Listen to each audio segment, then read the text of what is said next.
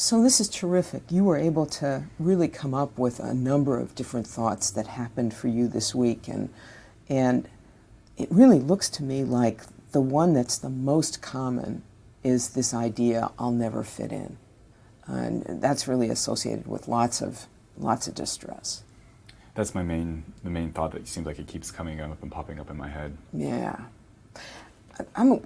I'm hoping that it would be okay with you if we could go back to the evidence that we had last week about that thought and maybe start to think about generating some different kind of perspective, see what we could come up with in terms of that, and whether or not that change in perspective might help you to feel a lot better and potentially start doing some different things. Is that all right? Sure. Okay, great.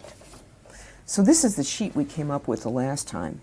I'm just going to put this under here, and you had come up with a fair amount of evidence. Came up with the evidence for this as being everybody's different. I spend my time alone, so I'll never be able to make a life here for myself. And then you had a fair amount of different evidence about having had relationships before you came to Philadelphia, having a relationship with a coworker that felt pretty good, and still having some attachment to friends. I'm kind of wondering, as we look at the quality of this evidence, if there are any things about those thinking errors that you read about that you see in some of these things that we wrote down from last time.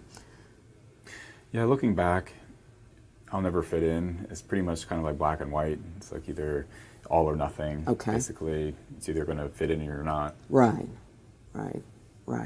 All or nothing.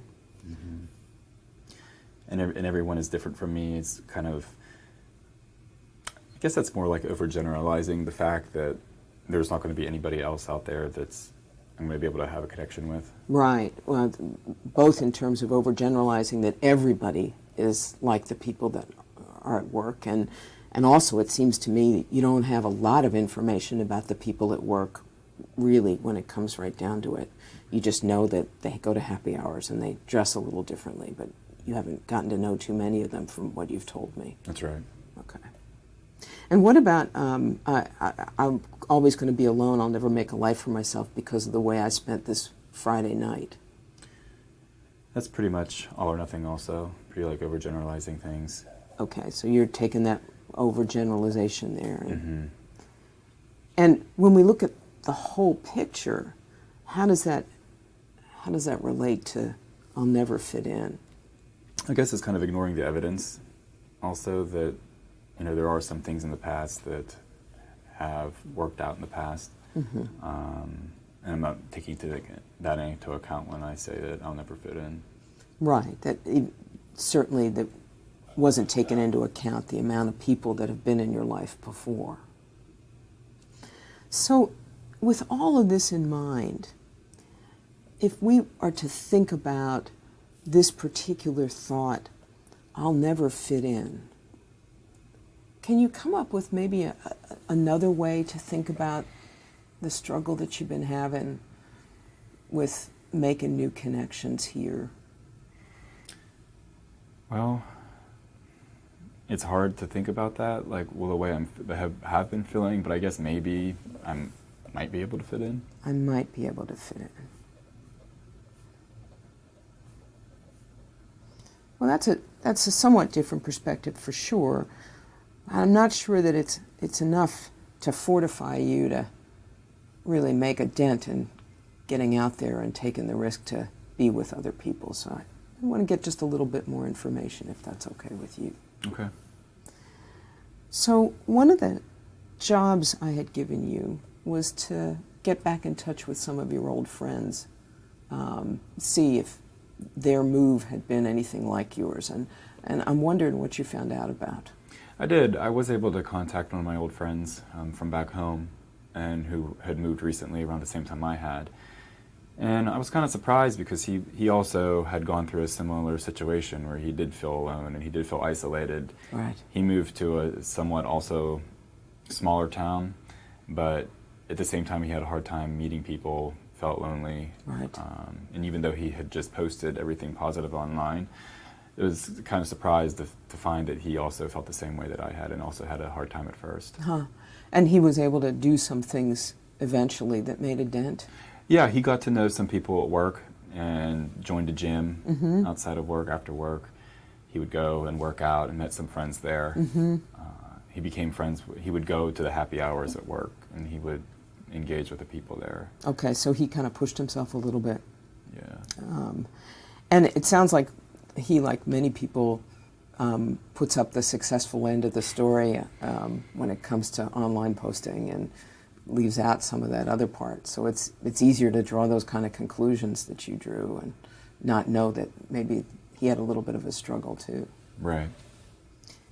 You know, I kind of wonder if he was in the position that you're in, and he was really struggling with this thought, I'll never fit in, and had this same evidence, what might you tell him about his situation that might be more accurate? I would probably tell him just to give it some time. You know, moving to a new area, it takes time to meet new people. It's not something that happens automatically or overnight. And that, you know, just point out to the fact, remind him about, you know, all the good times that we had in the past.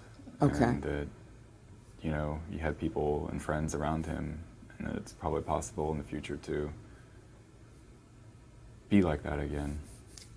Okay, I'm going to try to get this down in a couple of lines. So moving to a new area takes time to meet new people. And it doesn't mean it will always be like this.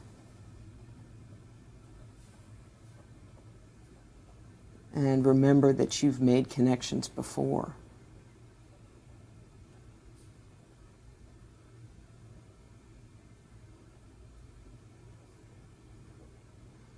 Okay, now, if last Friday night you had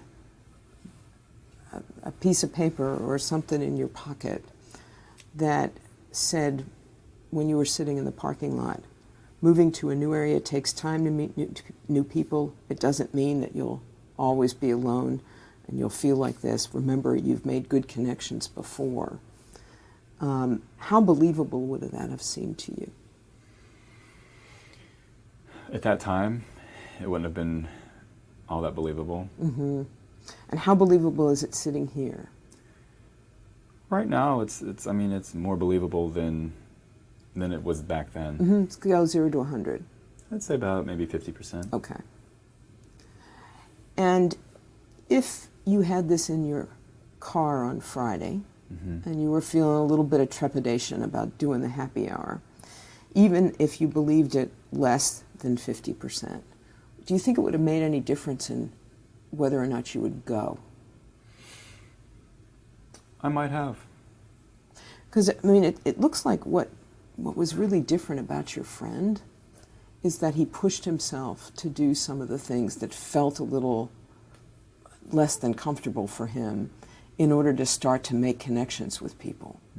And sometimes what we need is the facts and encouragement to help us in that circumstance.